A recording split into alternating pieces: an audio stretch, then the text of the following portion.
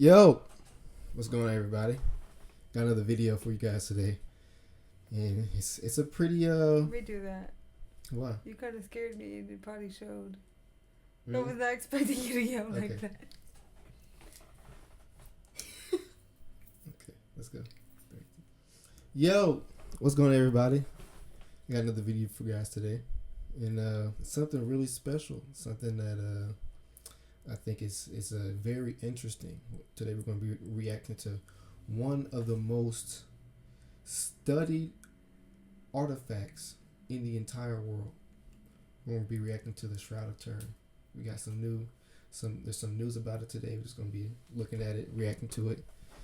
And I don't know if you guys have ever heard of it or seen it, but the Shroud of Turin, it's a burial cloth of Jesus whenever he died. And he was buried in the cloth, and it's said to whenever he arose, he emitted a very, very strong UV light that was able to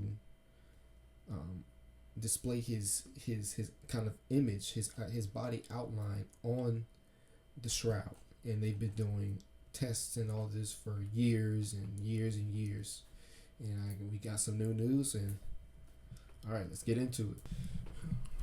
All right, let's get it.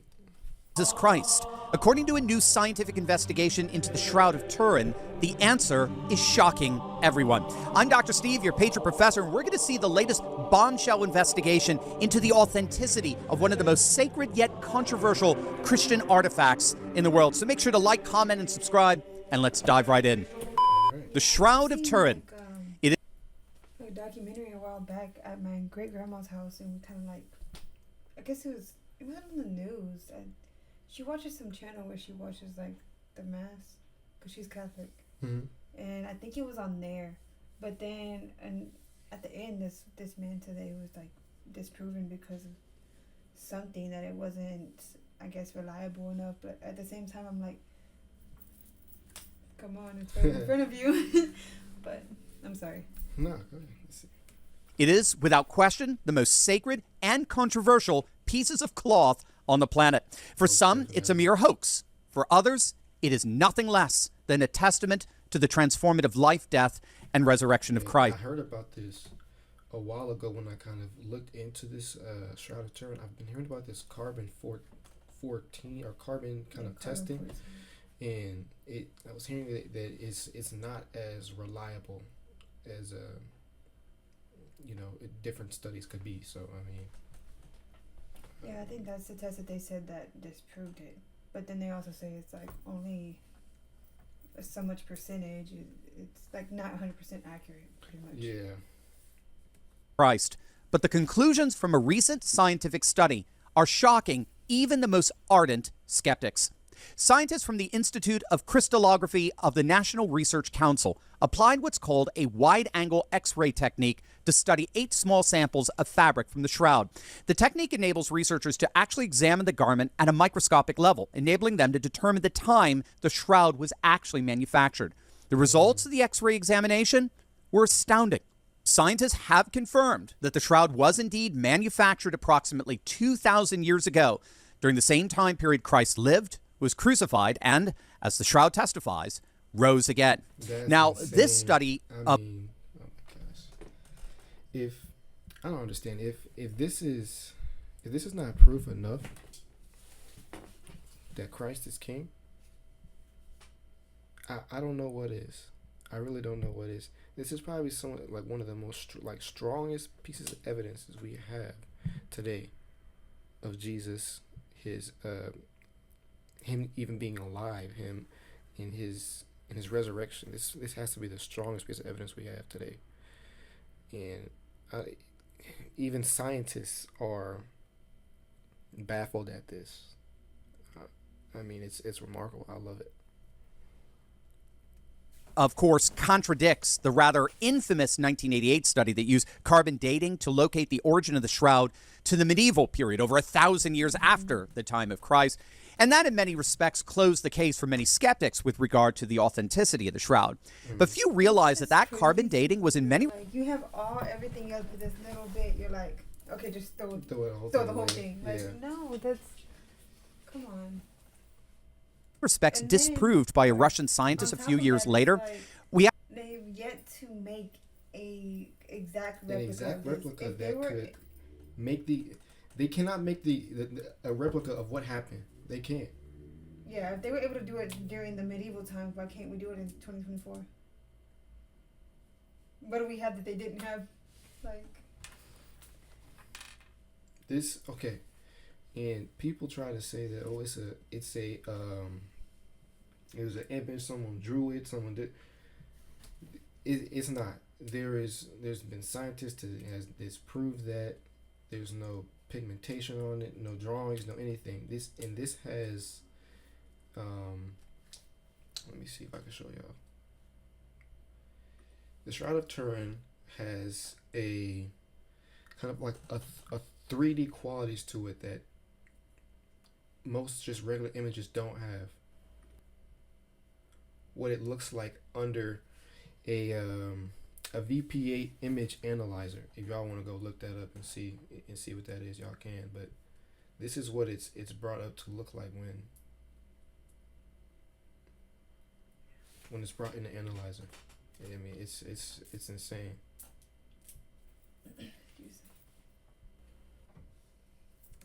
We have to remember that the shroud has survived a couple of fires, which is itself miraculous.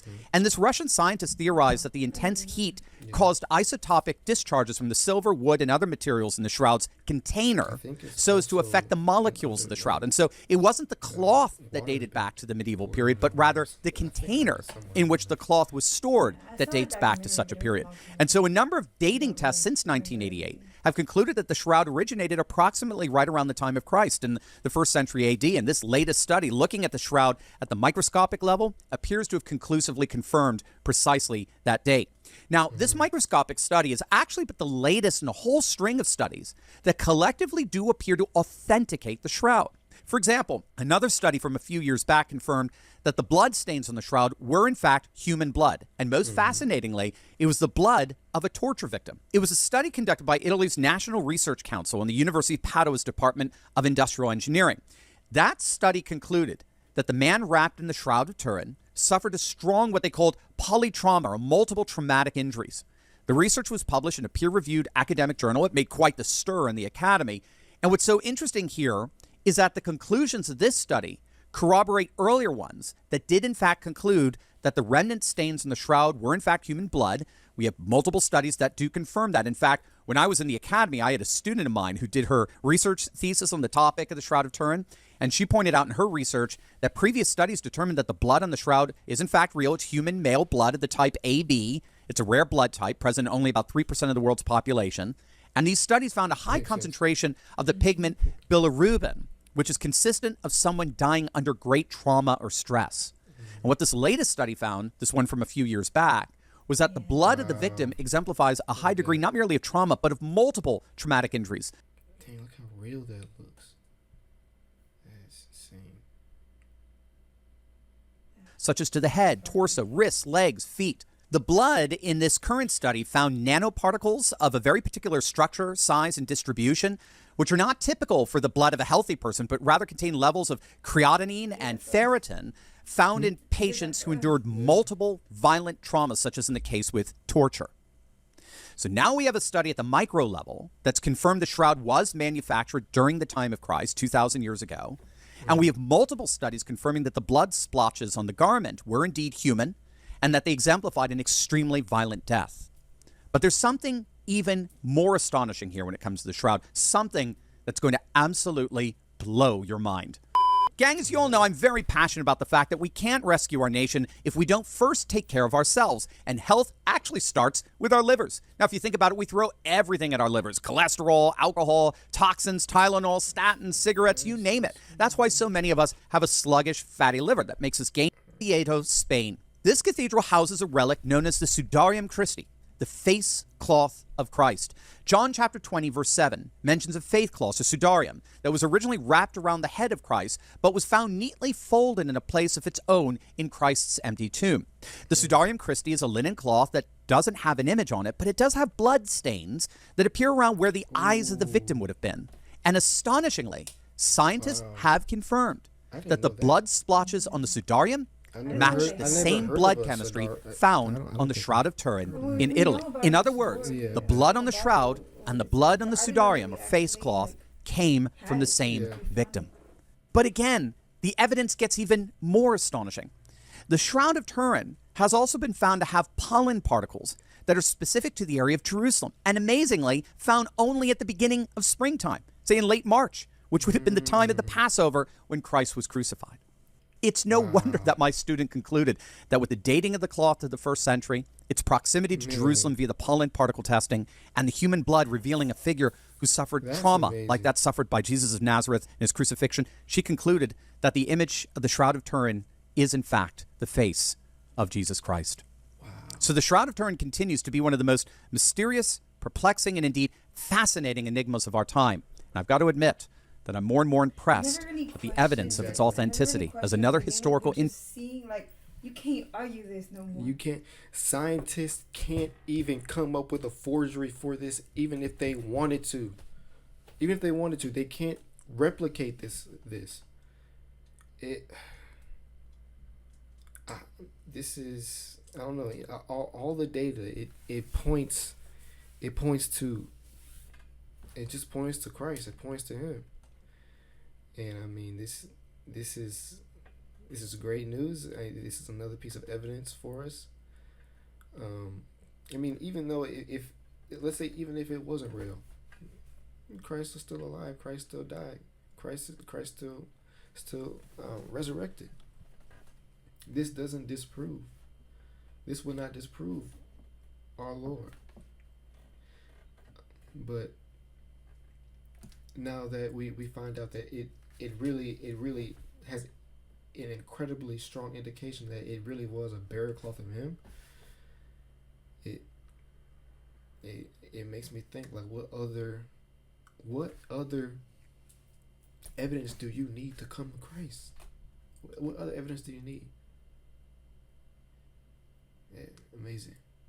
But thank you guys for watching the video, and we'll be back for another one.